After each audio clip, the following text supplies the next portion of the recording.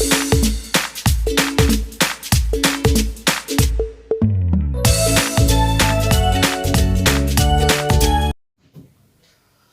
बच्चों, कैसे हैं? मैं आपके सामने एस के शर्मा। आज मैं आपके लिए एक न्यू टॉपिक लेके आया हूं, जिस टॉपिक का नाम है फंड बेस्ड अकाउंटिंग। जो एनपीओ का एक स्पेसिफिक फंड है जहां से ज्यादा फंड आते हैं, और एनपीओ में नॉट फॉर प्रॉफिट ऑर्गेनाइजेशन में जितने भी एक्सपेंस होते हैं इन्हीं फंड से मेंटेन किए जाते हैं। ये नॉट फॉर प्रॉफिट ऑर्गेनाइजेशन का सबसे स्पेशल फंड है। अगर आप इसे दैट मीन्स अच्छी तरह से इसकी जानकारी प्राप्त कर लेते हो तो ये आपका एग्जाम में बहुत ही इंपॉर्टेंस रोल अदा करेगा, क्योंकि एग्जाम में इससे भी क्वेश्चंस, कम से कम एक क्वेश्चंस पूछे जाते हैं फंड बेस्ड अकाउंटिंग से। तो चलिए बच्चों स्टार्ट करते हैं। Base accounting,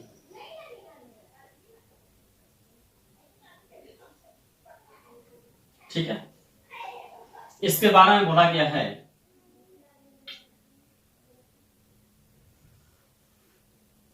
fund base accounting is a technique of bookkeeping in which separate self balancing set of asset, liabilities, expenses and revenue are maintained for each fund for a specific purpose, ठीक है। Fund based accounting is a technique of bookkeeping in which separate self balancing set of asset, liabilities, expenses and revenue are maintained for each fund for a specific purpose। Clear है? फिर इसमें हम लोग कह सकते हैं, we can say that under fund based accounting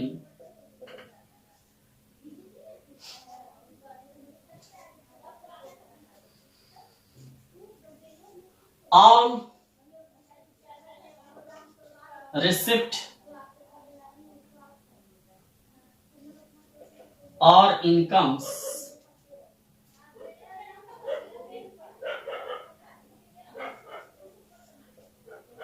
credited to fund and all expenses or payment debited to fund। Clear है? Fund based accounting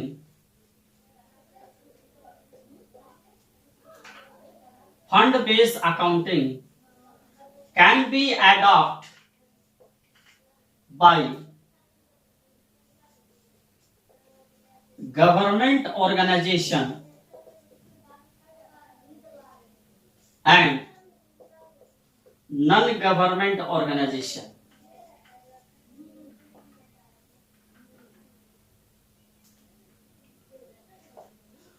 That is, government organization में क्या होता है, सच एज गवर्नमेंट ऑर्गेनाइजेशन में जैसे हम लोग बोल सकते हैं कोई स्टेट यूनिवर्सिटीज, कोई सेंट्रल यूनिवर्सिटीज,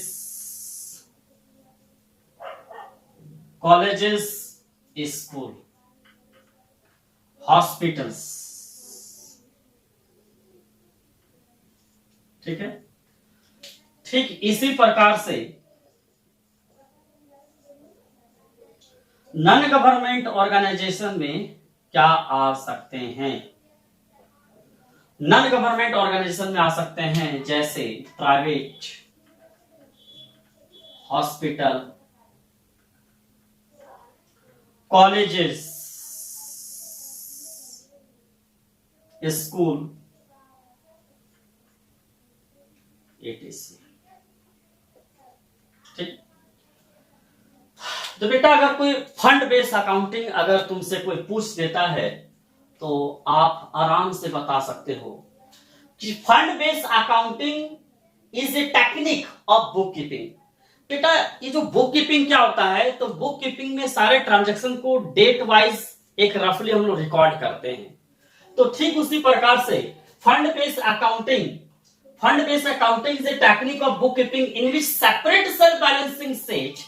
फंड बेस्ड जो है एक बुक कीपिंग का एक टेक्निक है, बुक कीपिंग के जैसा ही टेक्निक यूज करता है फंड बेस्ड अकाउंटिंग, और इसमें अलग अलग बुक्स रिकॉर्ड किए जाते हैं सेल्फ बैलेंसिंग के लिए, चाहे वो एसेट के लिए हो, चाहे लायबिलिटी के लिए हो, चाहे एक्सपेंस के लिए हो, चाहे रेवेन्यू के लिए हो, चाहे दैट मींस इनकम के लिए हो। मतलब फंड बेस्ड अकाउंटिंग में जो ट्रीटमेंट किए जाते हैं एक एसेट, एक लायबिलिटीज, एक रेवेन्यू एंड एक एक्सपेंस। आप याद रख लेना कि फंड बेस्ड अकाउंटिंग जब भी अगर बेटा हम लोग बनाएंगे तो इसी चार चीज का ट्रीटमेंट करेंगे, एक एसेट का, एक लायबिलिटीज का, एक एक्सपेंस का और एक इनकम का, जिसे हम लोग रेवेन्यू बोलते हैं, एक्सपेंडिचर रेवेन्यू बोलते हैं, फिर एक्सपेंस को एक्सपेंडिचर बोलते हैं।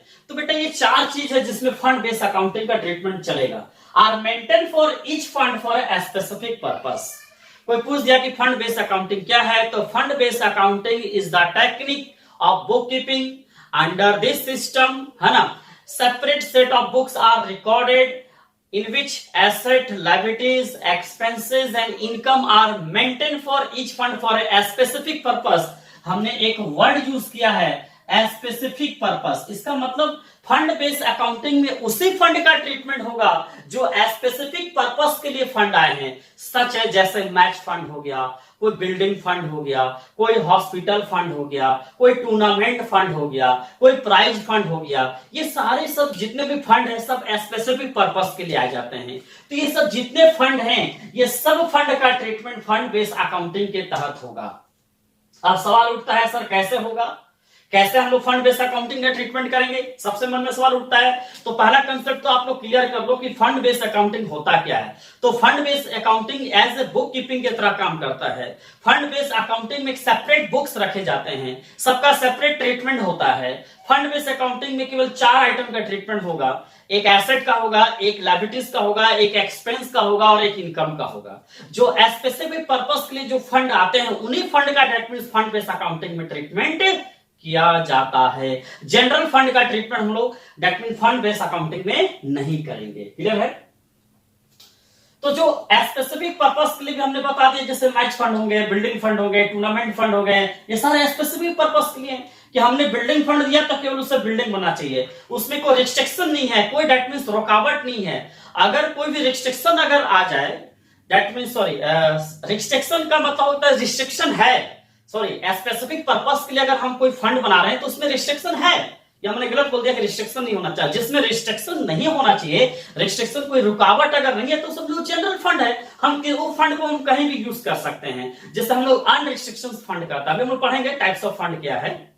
तो जिसमें रिस्ट्रिक्शन है, रिस्ट्रिक्शन का मतलब जिसमें रुकावट है कि नहीं बिल्डिंग बना रहे तो बिल्डिंग बनाओ ना, आप क्यों जाके भेड़ ले लिए। जैसा हॉस्पिटल में हमने बिल्डिंग बनाने के लिए फंड दिया, तो भैया आपको बिल्डिंग बनाने के लिए फंड दिया तो बिल्डिंग बनाओ ना, आप जाके इक्विपमेंट क्यों खरीद रहे हैं। इसमें रिस्ट्रिक्शन फंड है, इस फंड का यूज केवल बिल्डिंग के लिए होना चाहिए। अगर मैंने मैच टूर्नामेंट खिलवाने के लिए, प्ले करवाने के लिए हमने फंड दिया है तो आप जाके बिल्डिंग बनाओगे नहीं, मैच टूर्नामेंट करो ना उस पैसा से, फंड से। तो वही बोला गया स्पेसिफिक पर्पस। क्लियर है।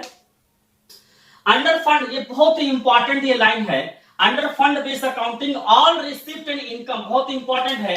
क्रेडिटेड, यहां पर क्रेडिटेड टू फंड, क्रेडिटेड का मतलब यहां प्लस करना है।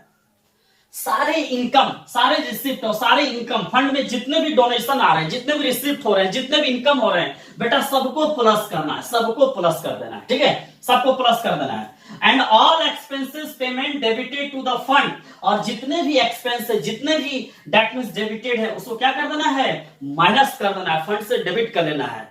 फंड में क्रेडिट मैंने पैसा डाल देना है, फंड से डेबिट मैंने पैसा को क्या करना है, दैट मींस इसको पैसा को निकाल लेना है। क्योंकि हम लोग जानते हैं फंड एक लायबिलिटीज है, ये कोई एसेट नहीं है बेटा। अगर कोई मुझे फंड दिए हैं, कोई बिल्डिंग बनाने के लिए फंड दे रहे हैं, कोई डेट मींस हॉस्पिटल फंड बनाने के लिए फंड दे रहे हैं, नॉट फॉर प्रॉफिट ऑर्गेनाइजेशन को, चाहे वो गवर्नमेंट ऑर्गेनाइजेशन हो, चाहे वो नॉन गवर्नमेंट ऑर्गेनाइजेशन हो, तो उसकी मेन मोटिव होती है कि भैया उस पैसा को यूज हम उसी फंड के लिए करें, तो वो उसके फंड के लिए लायबिलिटीज बन जाता है। तो फंड एक लायबिलिटीज है, और लायबिलिटीज का बैलेंस होता है क्रेडिट। तो अगर कुछ उसमें क्रेडिट कुछ हो रहा है, अगर उसमें कुछ क्रेडिट हो रहा है, कोई अमाउंट क्रेडिट हो रहा है, इसका मतलब फंड बढ़ रहा है, इंक्रीज कर रहा है, तो प्लस करेंगे। अगर दैट मींस अगर फंड डेबिट हो रहा है तो जस्ट उसके अपोजिट, तो फंड घट रहा है, डिक्रीज कर रहा है, तो माइनस करेंगे।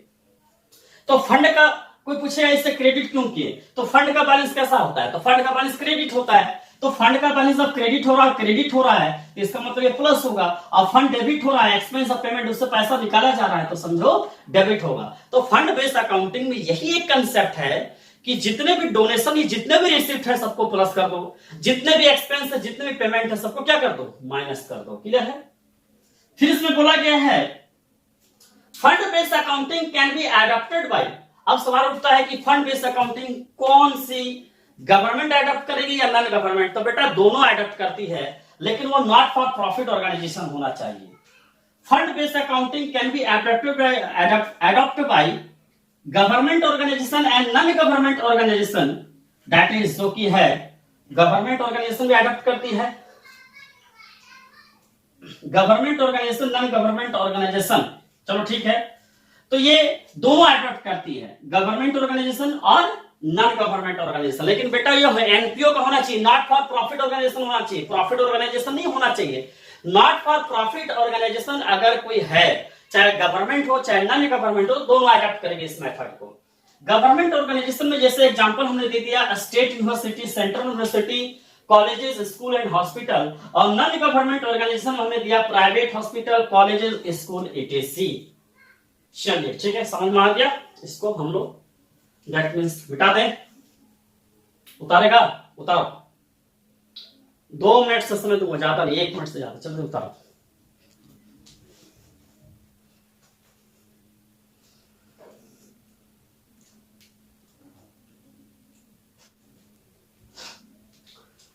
हो गया बेटा, मिटाते हैं, चलो ठीक है, समझ में आ गया। फंड बेस्ड अकाउंटिंग, आपको बेसिक चीज ये याद रखना है कि फंड बेस्ड अकाउंटिंग एक सेपरेट एंटिटी बुक कीपिंग है, जिसमें एसेट, लायबिलिटीज, एक्सपेंस और इनकम का ट्रीटमेंट किया जाता है। क्लियर है। और इसमें जितने भी डोनेशन है, जितने भी रिसिप्ट है, जितने भी इनकम है, सबको दैट मींस क्रेडिट करेंगे, मैंने प्लस करेंगे एक पर्टिकुलर फंड में, और जितने भी दैट मींस आपका एक्सपेंस है या जितना भी पेमेंट है उसे माइनस करेंगे एक पर्टिकुलर फंड में। ये आपको याद रखना है, ठीक है। ये मेन इंपॉर्टेंट पॉइंट, ये बहुत इंपॉर्टेंट पॉइंट है जो आपको याद रखना है। क्लियर है। ये याद रखना है कि किसे हम लोग दैट मींस क्रेडिट करेंगे, किसको हम लोग डेबिट करेंगे, ठीक है। अब हम लोग फंड बेस को और आगे बढ़ाते हैं।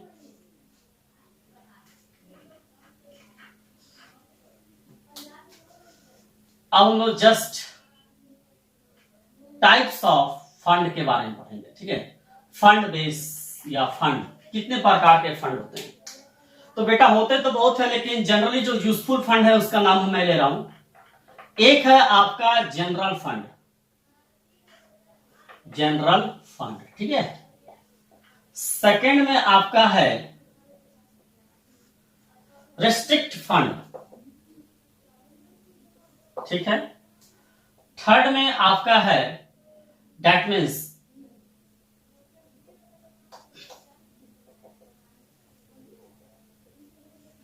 एंडोमेंट फंड, जो हम लोग पढ़ चुके हैं। फोर्थ में है डेवलपमेंट फंड।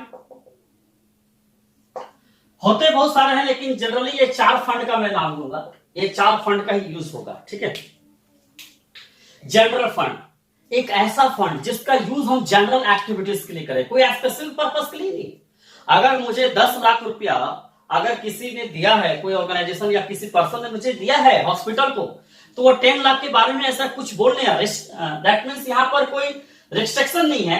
रिस्ट्रिक्शन का मतलब वहां पर कोई रुकावट नहीं। आप भैया ये दो लो 10 लाख, कुछ नहीं बोला है, कुछ स्पेशल कंडीशन नहीं है। बोला ये लो ना भाई 10 लाख रुपए ले लो ना यार, ये 10 लाख रुपए लो, आप कुछ भी यूज कर सकते हो। कुछ बोला नहीं है तो इसका मतलब उस फंड का हम चाहे हॉस्पिटल को बनाने में यूज करें, चाहे बेड में करें, चाहे सैलरी में करें, चाहे ऑर्गेनाइजेशन के किसी भी कामों में हम करें, इसमें कोई भी रिस्ट्रिक्शंस नहीं है। इसी कारण है कि जनरल फंड को दैट मींस अनरिस्ट्रिक्शन फंड भी बोला जाता है। जनरल फंड को अनरिस्ट्रिक्शन फंड भी बोला जाता है। तो general fund that means that fund which will be used for a general activities of a not for profit organization that is called general fund. General activities के लिए सभी कामों के लिए जो फंड को यूज किया जाता है उसे बेटा हम लोग जनरल फंड बोलते हैं। क्लियर है? रेस्ट्रिक्ट फंड, इसको हम लोग एक तरह से स्पेसिफिक फंड भी बोल सकते हैं या स्पेशल फंड भी बोल सकते हैं। ऐसा फंड जो फंड को यूज किया जाता है, the fund will be use for a specific purpose. एक स्पेसिफिक पर्पस के लिए जो फंड यूज करेंगे वो रिस्ट्रिक्शन फंड होगा। इसमें रुकावट आती है। अगर बिल्डिंग बनाने के लिए आपको फंड दिया तो बिल्डिंग बनाओ ना, मैच बनाने के लिए फंड दिया तो मैच बनाओ, मैच खिलवाओ, बनाओ नहीं sorry, match that means play करवाओ। अगर आपको दैट मींस टूर्नामेंट के लिए फंड दिया तो टूर्नामेंट करवाओ। तो इसको हम लोग बोलते हैं रिस्ट्रिक्टेड फंड बोलते हैं। ठीक है? इंडोमेंट फंड एक ऐसा फंड जो गिफ्ट के रूप में तैयार होता है, जो हमने पिछले क्लास में बताया था, जो गिफ्ट के रूप में अगर कोई प्रॉपर्टी या कैश अगर मुझे मिल जाए, किसी ऑर्गेनाइजेशन को मिल जाए, तो वैसे फंड को हम लोग इंडोमेंट फंड बोलते हैं। ये कैपिटल रिसिप्ट है, हमने बताया भी था इसे। फिर एक होता है बेटा डेवलपमेंट फंड। ये डेवलपमेंट फंड क्या है?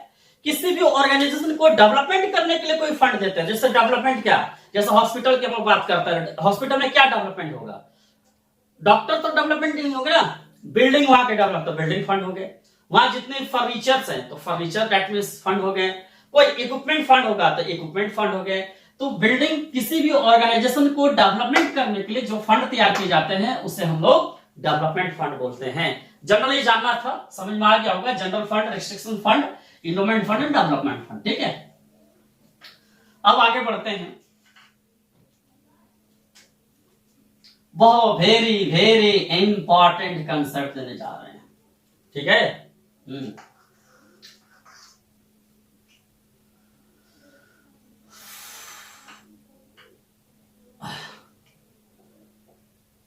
Accounting process of fund based accounting. Accounting process of fund based accounting. ठीक है? याद रखना, फंड बेस्ड अकाउंटिंग का प्रोसेस करने के लिए दो तरीके अपनाए गए हैं। इसमें दो डेटाबेस प्रोसेस हैं। अगर इन दो प्रोसेस को अगर अच्छी तरह अगर हम ग्रहण कर लेते हैं, अच्छी तरह से अगर हम अपने दिमाग में बैठा लेते हैं या माइंड में सेटअप कर लेते हैं, तो बेटा फंड बेस्ड अकाउंटिंग का कोई भी क्वेश्चन हो तो बेटा बन जाएगा। अभी मैं इसका एग्जांपल देके भी समझाऊंगा। अगर आप घर में फंड बेस्ड अकाउंटिंग का अगर कोई भी क्वेश्चन ही बनाओगे तो आपका बन जाएगा, 100% बनेगा। आप जरूर ट्राई करना। ठीक है? प्रोसेस आपको याद रखना है। इफ expenses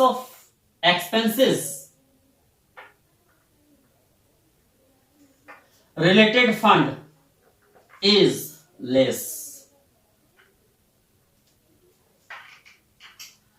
पहला प्रोसेस है कि if expenses related fund is less, अगर फंड से रिलेटेड जो भी एक्सपेंस है वो कम हो। और दूसरा आपका प्रोसेस है if expenses related fund is more, ये मोर ज्यादा हो। मतलब इसमें दो प्रोसेस से काम करेंगे फंड बेस्ड अकाउंटिंग का। जब एक्सपेंस कम हो फंड से और जब एक्सपेंस दैट मींस ज्यादा हो फंड से, यही दो ट्रीटमेंट है पूरे फंड बेस्ड अकाउंटिंग का। मतलब जैसे सपोज कर लेते हैं, एग्जांपल लेते हैं, जब expense related to fund is less, मतलब जब फंड का जो भी एक्सपेंस है वो लेस हो, कम हो। किससे कम हो? फंड से। मान लो जो फंड मिला हमको 10 लाख रुपया, एक्सपेंस है 8 लाख रुपया, तो यहां पर फंड आपका है 10 लाख रुपीज और एक्सपेंस आपका है मान लो कि 8 लाख, दैट मींस 8 लाख। तो यहां पर फंड ज्यादा है लेकिन एक्सपेंस क्या है? कम है। तो वही लिखे expense related fund is less. माने एक्सपेंस कम हो, किससे कम हो बेटा, फंड से कम हो, तो इस केस में उसका ट्रीटमेंट कैसे करेंगे, या घुमा के बोल सकते हैं कि fund is more than the expense amount. तो यहां पर हमने जस्ट एक ही वर्ड लिखा है, expense related fund is less, मतलब एक्सपेंस यहां पर कम हो, किससे कम हो, फंड से कम हो। 10 लाख का फंड था, 8 लाख रुपया डेट मींस हमको क्या मिला, एक्सपेंस हुआ, तो 10 लाख में 8 लग गया तो 2 लाख तो बच गया, तो यहां पर एक्सपेंस कम है, किससे कम है, फंड से कम है। फिर बेटा यहां पर expense related fund is more, यहां पर एक्सपेंस डेट मींस क्या है ना, ज्यादा है, किससे ज्यादा है बेटा, फंड से ज्यादा है। तो इस केस में that means fund based accounting का ट्रीटमेंट क्या होगा वो समझना है। समझा कि नहीं समझा, हाँ नहीं समझा, अरे बेटा जैसे मान लो सेकंड वाला नहीं समझा, जैसे मान लो कि फंड, उसका भी एग्जांपल दे दे, जैसे फंड मान लो कि 20 लाख रुपया है, हमें एक हॉस्पिटल का बिल्डिंग बनाने के लिए 20 लाख फंड आया, लेकिन जब बिल्डिंग बनाने गए तो दैट मींस 30 लाख रुपया खर्च हो गया, एक्सपेंस हो गया 30 लाख। तो यहां पर एक्सपेंस ज्यादा है कि नहीं बेटा, फंड से 30 लाख 10 लाख ज्यादा हो गया एक्सपेंस, तो यहां पर फंड आया था 20 लाख रुपया, लेकिन एक्सपेंस हो गया कितना, 30 लाख, डेट मींस 10 लाख का ज्यादा हो गया, तो ज्यादा हो गया तो इससे मोर बोलेंगे। अगर 20 लाख का डेट मींस कोई फंड है और खर्च हो रहा है 12 लाख रुपया, तो बेटा यहां पर फंड कम नहीं है, सॉरी यहां पर एक्सपेंस क्या हो गया, एक्सपेंस कम हो गया और फंड क्या हो गया, ज्यादा हो गया। तो जहां पर एक्सपेंस कम हो तो उसका ट्रीटमेंट कैसे करेंगे, जहां पर एक्सपेंस ज्यादा हो उसका ट्रीटमेंट कैसे करेंगे, आज हम लोग ये भी देखेंगे, ठीक है। तो चलिए हम लोग आगे बढ़ते हैं इसको।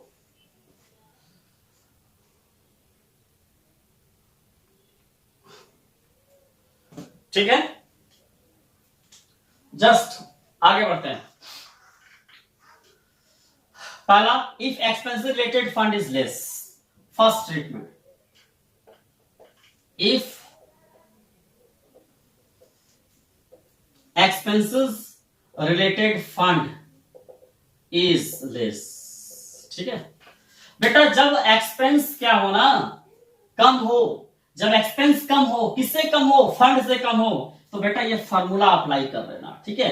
क्या फार्मूला, हमेशा if expense is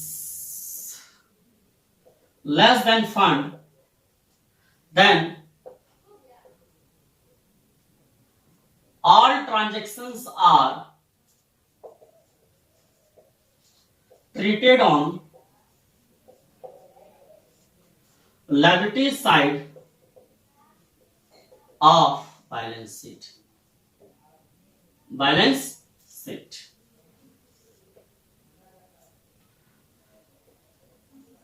as well as asset side of balance sheet, ठीक है बच्चों।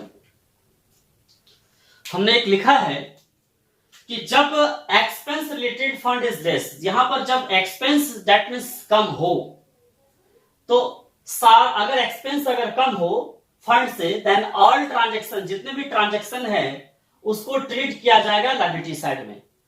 और कभी कभी क्या होता है ना कि हम लोग फंड बेस्ड अकाउंटिंग में एक्सपेंस तो कम होता है, लेकिन कुछ ऐसे अमाउंट है जो एज वेल एज हम लोग एसेट साइड में भी शो कर देते हैं। उसका एग्जांपल लेंगे, एक एग्जांपल बना के देखेंगे। तो एसेट साइड और लायबिलिटीज दोनों साइड से हो जाता है जब एक्सपेंस क्या होता है बेटा, कम होता है, किससे कम होता है, फंड से। जब भी अगर एक्सपेंस कम हो फंड से, तो उसका treatment as well as liability side भी हो सकता है और एसेट साइड भी हो सकता है, ठीक है, क्लियर है। इसमें एक आपको एक फॉर्मूला याद रखना है कि आपको जो भी है ओपनिंग बैलेंस आपको याद रखना है, फिर इसमें ऐड करना है रिसिप्ट, या कोई होगा डोनेशन, या कोई होगा इनकम, ठीक है। हमने बोला था सारा को ऐड करना है, फिर ऐड करने के बाद जो रिजल्ट आएगा उसमें से हम लोग माइनस कर देंगे एक्सपेंस, ठीक है, या एक्सपेंडिचर, वो माइनस कर देंगे। तो लास्ट में जो रिजल्ट होगा, shown on liability side of balance sheet. ठीक है, चलिए उतारिए इसको।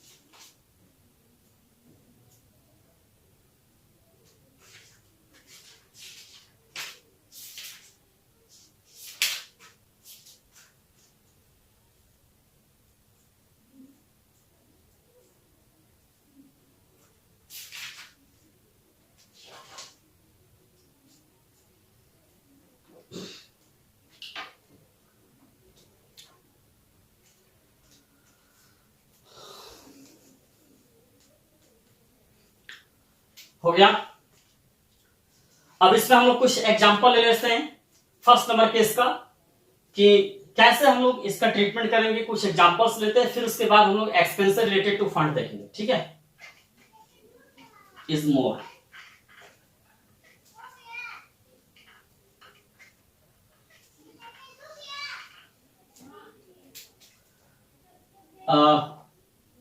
हम लोग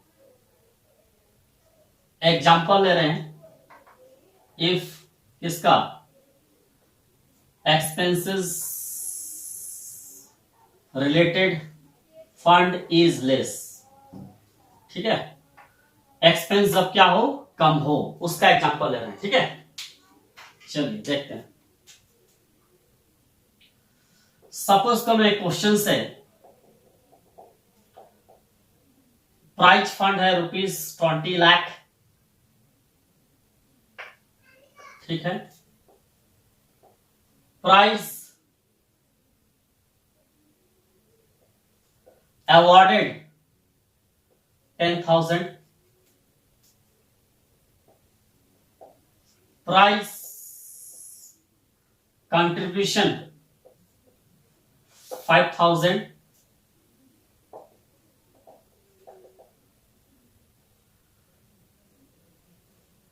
प्राइज फंड इन्वेस्टमेंट है आपका मान लीजिए 20,000,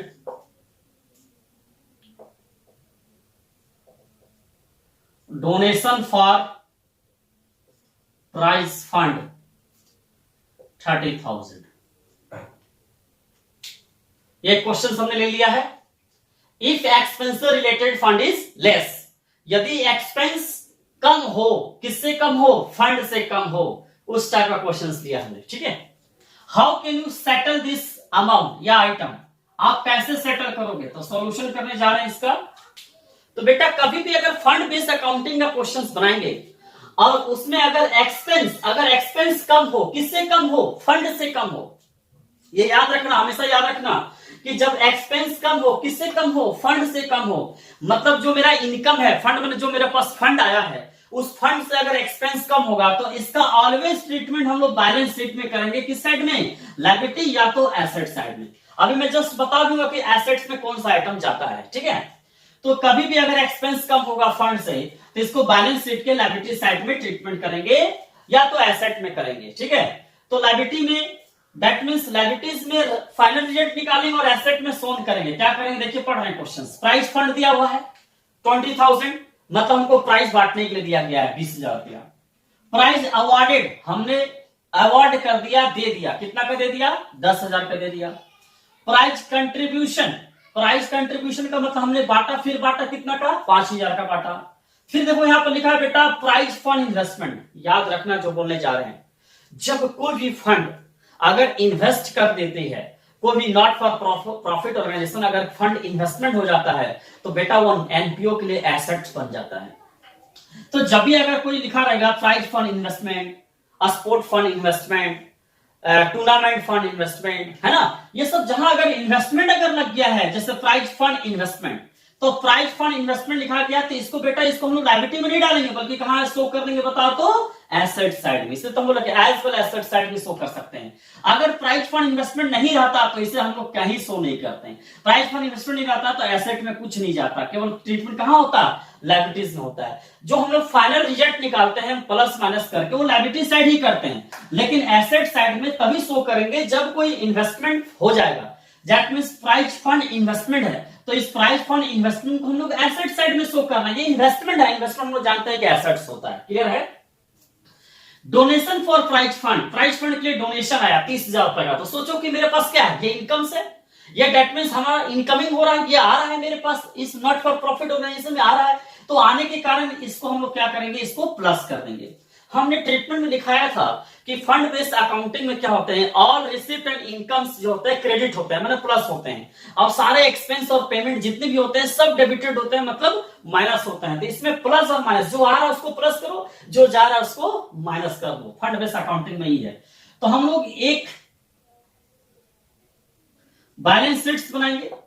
आप वर्टिकल बैलेंस शीट बना सकते हैं, इसमें कोई जरूरत, मैं हॉरिजॉन्टल बना रहा हूं, आप वर्टिकल भी बना सकते हैं, हॉरिजॉन्टल बना सकते हैं। Balance sheet as at dot dot dot कर सकते हैं, ठीक है। यह आपका बैलेंस शीट है, ये लायबिलिटीज, ये रुपीज, ये एसेट। देखो कैसे ट्रीटमेंट कर रहे हैं।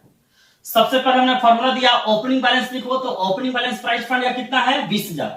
जो सबसे पहले लायबिलिटी साइड में फंड को हम लोग डिनोट करेंगे, जो ओपनिंग बैलेंस है, पहले से 20,000 रुपया था मेरे, पहले से फंड मेरे पास 20,000 था। मैच फंड होगा तो उसको लिखेंगे लायबिलिटी साइड में, प्राइस फंड होगा उसको लिखेंगे, मतलब ओपनिंग बैलेंस लिखना है। यहाँ पर ओपनिंग बैलेंस प्राइस फंड है।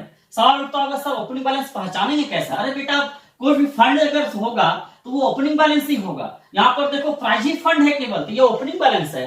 टूर्नामेंट फंड होगा तो ओपनिंग बैलेंस है। आइए प्राइज फंड इन्वेस्टमेंट है, ये तो एसेट साइड में इसको शो कर देंगे, और एक्सपेंसेस और पेमेंट को माइनस करेंगे और इनकम को क्या करेंगे, प्लस करेंगे। तो यहां पर हम लोग लिख देंगे प्राइज फंड। कितना आसान है समझना, प्राइज फंड 20,000, ठीक है। अब इस फंड में जो आ रहा है उसको प्लस कर दो, जो जा रहा है माइनस कर दो। प्राइज अवार्डेड 10,000 रुपए तो जा रहा है, प्राइज कंट्रीब्यूशन ये भी जा रहा है, मेरे पास जो आया पहले उसको प्लस कर लेते हैं, ठीक है। Donation, donation receive on prize fund, on prize fund कितना बेटा रिसीव किए, 30,000, ठीक है।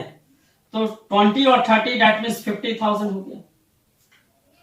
फिर यहां पर लेस कर देंगे, prize awarded, prize awarded, prize awarded आपका है 10,000, माइनस कर देंगे 40,000 हो जाएगा। और एक और लेस होगा, प्राइज कंट्रीब्यूशन बांटा गया है, प्राइज कंट्रीब्यूशन ये आपका 5,000 का प्राइज कंट्रीब्यूशन है, तो आपका 35,000 हो जाएगा। क्लियर है। बैलेंस शीट बैलेंस नहीं करना है, केवल सेटलमेंट करना है, शो किया जाता है कितना मेरा बैलेंस बचा हो। तो प्राइज फंड 20,000 था, donation receive on prize fund हमने रिसीव किया डोनेशन, तो डेट मींस ऐड कर दिया 50,000, प्राइज अवार्डेड 10,000 माइनस किया 40,000, प्राइस कंट्रीब्यूशन क्या 5,000 दैट मींस 35,000। अब हमने बोला था price fund investment, price fund investment बोला था कि अगर कोई भी फंड इन्वेस्टमेंट होगा तो उसे एसेट साइड में केवल शो कर देंगे जितना अमाउंट रहेगा, ठीक है। इस तरह से ये फंड बेस्ड अकाउंटिंग का पहला कंसेप्ट क्लियर हो गया कि जब भी अगर फंड बेस्ड अकाउंटिंग का क्वेश्चंस बनाओगे तो लायबिलिटी साइड में ही शो किया जाता है, और लायबिलिटी साइड में ही प्लस माइनस किया जाता है। जो मेरे पास आ रहा है उसको प्लस कर दो, जो जा रहा है फंड से उसको माइनस कर दो। सिंपल सा ठेठ भाषा में समझना है। और जितने भी फंड है इन्वेस्टमेंट है उसको एसेट साइड में दिखाओ। अभी बहुत सारे टाइप्स के हम लोग फंड बेस्ड अकाउंटिंग पढ़ेंगे। ये तो छोटा सा दैट मीन्स चल रहा है, कंसेप्ट चल रहा है। जब हम लोग क्वेश्चंस बनाएंगे तो कभी कभी इंटरेस्ट आ जाएगा, कभी बहुत कुछ आएंगे, तो वो सब डिस्कस करेंगे। अभी आपको ये समझना है कि if expense related fund is less, यदि एक्सपेंस कम पड़े, किससे कम पड़े, फंड से, तो कैसे ट्रीटमेंट करेंगे, ये अगर जान जाएंगे, ये बेसिक चीज है, अगर ये जान जाएंगे तो उसको बनाने में हमें ज्यादा प्रॉब्लम नहीं होगी। क्लियर, समझ गए? उतारिए जल्दी से।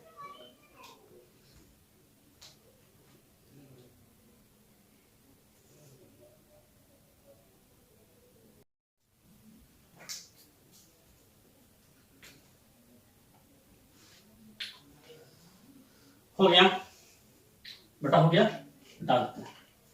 अब सेकेंड वाला पढ़ेंगे, second process.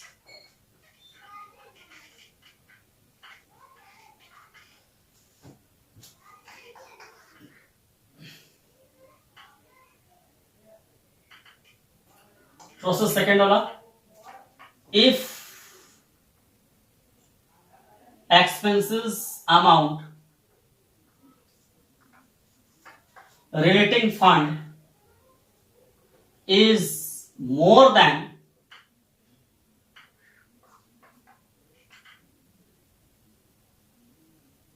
the amount of a specific fund। ठीक है, कभी कभी ऐसा भी होता है कि एक्सपेंस क्या है ना, जो एक्सपेंस होता है वो ज्यादा हो जाता है। किससे ज्यादा हो जाता है? जो हमें स्पेसिफिक फंड मिले, मतलब जो मुझे फंड मिले, जैसे मान लो मैच फंड मिले 20 लाख रुपए, एक्सपेंस हो गया 22 लाख रुपए, तो 2 लाख ज्यादा हो गया। तो भैया ये जो एक्सपेंस कवर कहां से करेंगे? तो कवर तो नहीं कर पाएगी। तो कवर नहीं करने के कारण दैट मींस इसको हम लोग इनकम एंड एक्सपेंडिचर अकाउंट में दिखा देते हैं।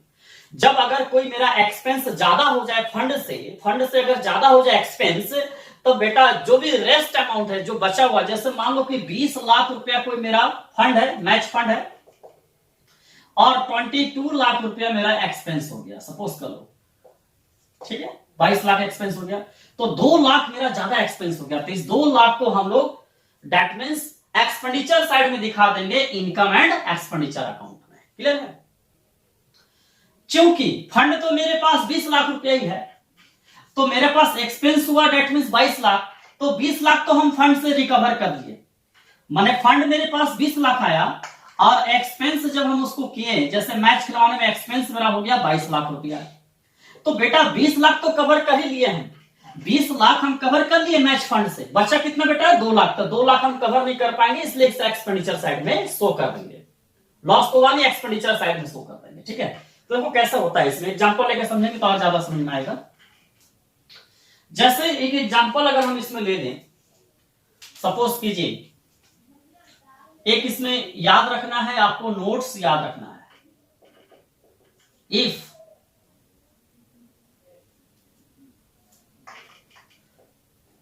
excess of expense over fund, then the rest amount is debited। Debited का मतलब बेटा, डेबिटेड का मतलब एक्सपेंडिचर, ठीक है। Then the rest amount is debited in income and expenditure account। याद रखना, यदि एक्सपेंस ज्यादा हो जाए, किससे ज्यादा हो जाए? फंड से ज्यादा हो जाए, तो जितना भी जो रेस्ट अमाउंट है उसको हम लोग डेबिट साइड में, इनकम एक्सपेंडिचर के डेबिट साइड में शो कर देंगे। ये नोट्स को आप भली भांति याद रखना इस प्रोसेस 2 के लिए, ठीक है। सर इस पे एक बार क्वेश्चंस लीजिए ना तो मजा आ जाएगा, नहीं बेटा? तो जस्ट प्रोसेस 2 में फिर से एक बार देख लो। यदि if expenses amount relating fund is more than the amount of specific fund, यदि कोई एक्सपेंस स्पेसिफिक फंड से ज्यादा हो, तो बेटा इसका ट्रीटमेंट हमने नोट्स में लिख दिया कि if excess of expense are sorry if excess of expenses over fund, then the rest amount is debited in income and expenditure account, उसे इनकम एक्सपेंडिचर अकाउंट में शो करेंगे। ठीक है, जब एक्सपेंस ज्यादा हो जाए, फंड से ज्यादा हो जाए, स्पेसिफिक फंड जो मुझे मिला है उससे ज्यादा हो जाए, तो जो भी ज्यादा रेस्ट अमाउंट है उसको हम लोग एक्सपेंडिचर साइड में शो कर देंगे। आप किससे मांगने जाए? नॉट फॉर प्रॉफिट ऑर्गेनाइजेशन में लॉस हुआ तो आप किससे मांगने जाए? मांगने जाएंगे बल्कि हमको इनकम एंड एक्सपेंडिचर, क्योंकि ये तो दैट मींस एनपीओ है। नॉट फॉर प्रॉफिट ऑर्गेनाइजेशन, इसका main motive that means profit और लॉस से मतलब नहीं है। तो जो भी ज्यादा हो गया एक्सपेंडिचर में डाल दो, हाँ एक्सपेंडिचर हो गया, खत्म बात। इस पर एक एग्जांपल लेते हैं तो थोड़ा ज्यादा समझ में आएगा। क्या इसको मिटा देते हैं, नोट कर लिए? चलिए ठीक है, ओके। इसमें एक एग्जांपल लेंगे तो ज्यादा समझ में आएगा। मैच फंड लेते हैं। मैच फंड, मैच फंड है आपका 20 लाख सपोज कर लीजिए, ठीक है। फिर इसके बाद है donation for match fund 5 lakh, ठीक है। Sale of match ticket suppose कर लीजिए 10 लाख, ठीक है। एक्सपेंसेस ऑन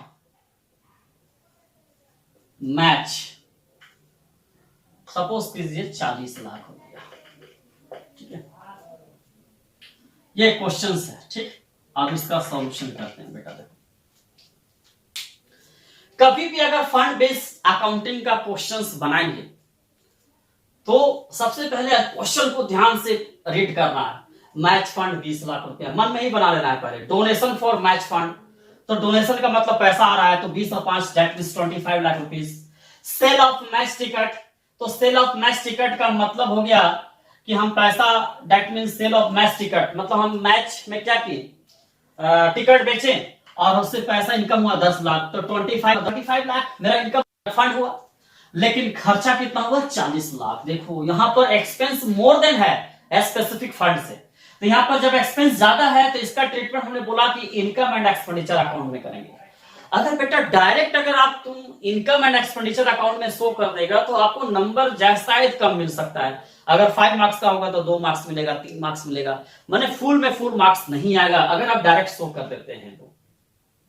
लेकिन अगर आपका यही क्वेश्चन 2 मार्क्स का पूछा है, 2 मार्क्स का पूछा है, तो आप इसे डायरेक्ट शो कर देना। लेकिन अगर 5 मार्क्स 6 मार्क्स का क्वेश्चन अगर पूछ दिया है तो बेटा डायरेक्ट शो कर दोगे तो नंबर्स नहीं मिलेगा। इसलिए इसको कैसे शो करेंगे? बनाओ जैसे बनाते थे, ठीक है। हमने बोला कि बैलेंस शीट में शो नहीं करना है, तो दैट मींस इसमें क्या करेंगे, ऐसे एक बैलेंस शीट लेकिन बनाएंगे, ठीक है। ऐसे एक बैलेंस शीट बनाएंगे एज दैट, क्लियर है। और बैलेंस शीट बनाएंगे तो इधर होगा आपका लायबिलिटीज, ये होगा एसेट, ये होगा क्या, रुपीज एसेट, ठीक है। यहां जैसे बनाते थे उसी तरह बनाएंगे। मैच फंड कितना है बेटा? मैच फंड 20 लाख, ठीक है। फिर इसमें हम लोग जो पैसा आ रहा है, जैसे डोनेशन से आ रहा है पैसा, donation for match fund, donation for match fund, donation से पैसा आया, तो डोनेशन से पैसा आया तो इसको हम लोग प्लस कर देंगे 5 लाख रुपया, तो 25 लाख रुपीस हो गया, ठीक है।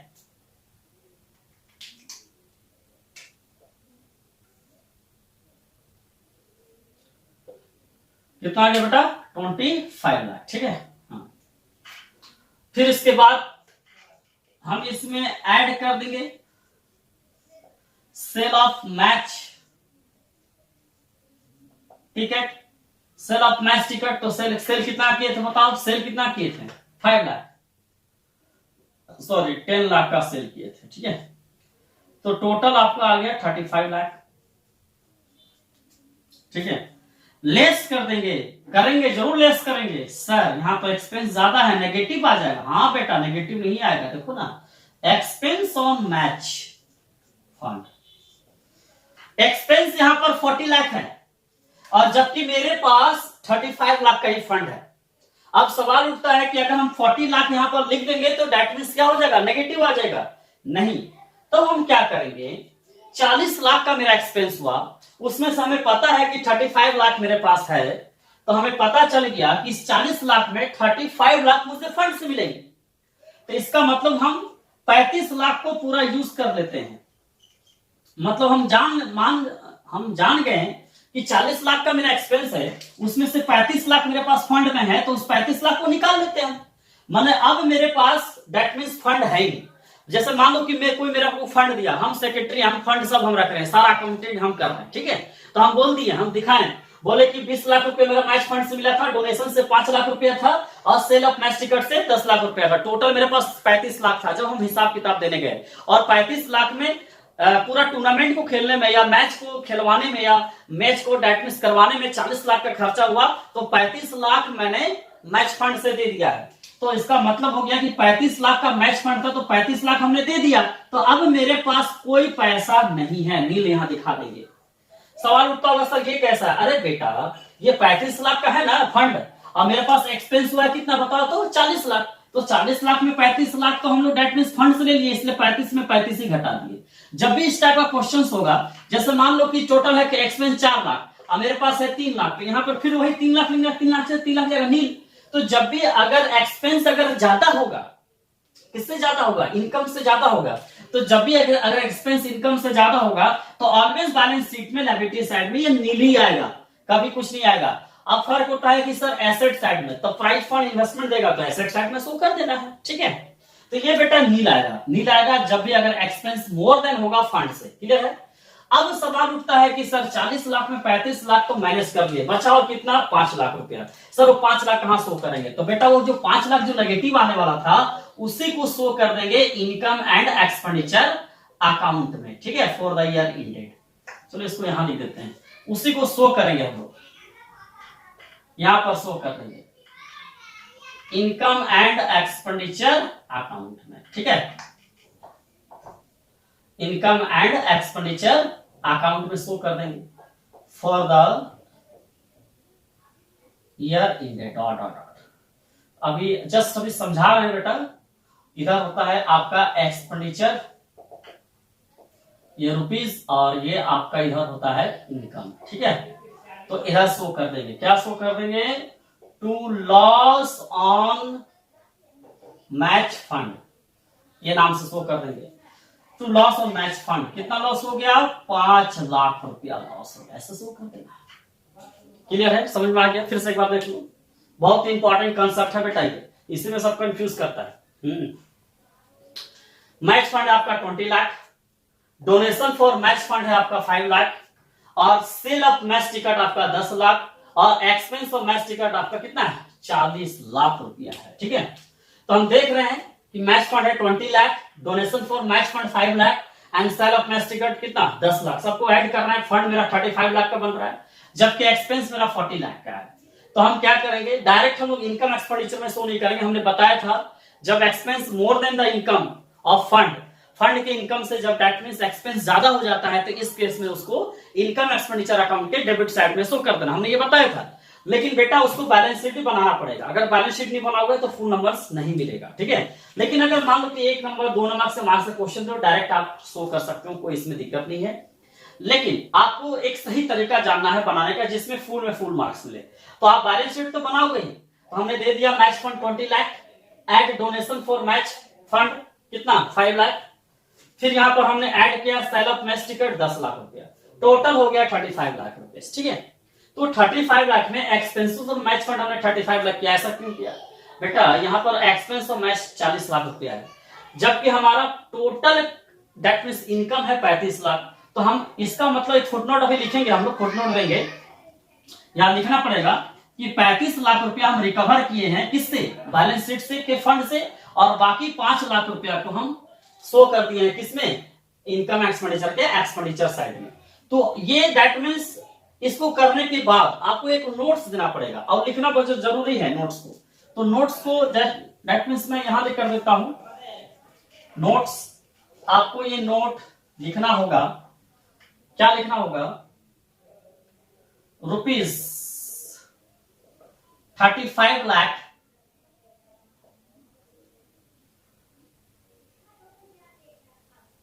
कवर, 35 और रिकवर लिखो, recover from fund eight rupees recover from fund and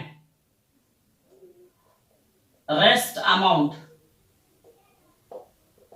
at rupees 5 lakh of expense is debited to income and expenditure account। ठीक है, या मेट बाई लिख सकते हो। Rupees 35 lakh recover from fund, हमने फंड से रिकवर कर लिया, हाँ, and rest amount at rupees 5 lakh of expenses debited to income and expenditure account. ये इतना लिखना होगा आपको, या कुछ भी अपने तरीके से अपने लैंग्वेज में लिख सकते हो कि rupees 35 lakh are made from fund and the rest amount is debited in the income and expenditure account. Clear हो गया? तो फिर से एक बार देख लो, जब भी अगर एक्सपेंस ज्यादा होगा, किससे ज्यादा होगा, फंड से ज्यादा होगा, तो बेटा आपको डेट मींस बैलेंस शीट भी बनाना है और आपको इनकम एक्सपेंडिचर भी बनाना है। बैलेंस शीट में जब एक्सपेंस ज्यादा हो जाएगा तो जितना फंड में पैसा है उतना एक्सपेंस माइनस कर देंगे। जितना फंड में टोटल पैसा है 35 लाख, तो एक्सपेंस हमने 35 लाख माइनस किया, नील आ गया, और जो रेस्ट मेरा एक्सपेंस बचा हो, जैसे 40 में 35 गया 5 लाख, उसको हम लोग एक्सपेंडिचर साइड में शो कर दिए। ठीक है, और यहाँ फुट नोट हमने दे दिया। चलिए ठीक है, उतारिए इसको।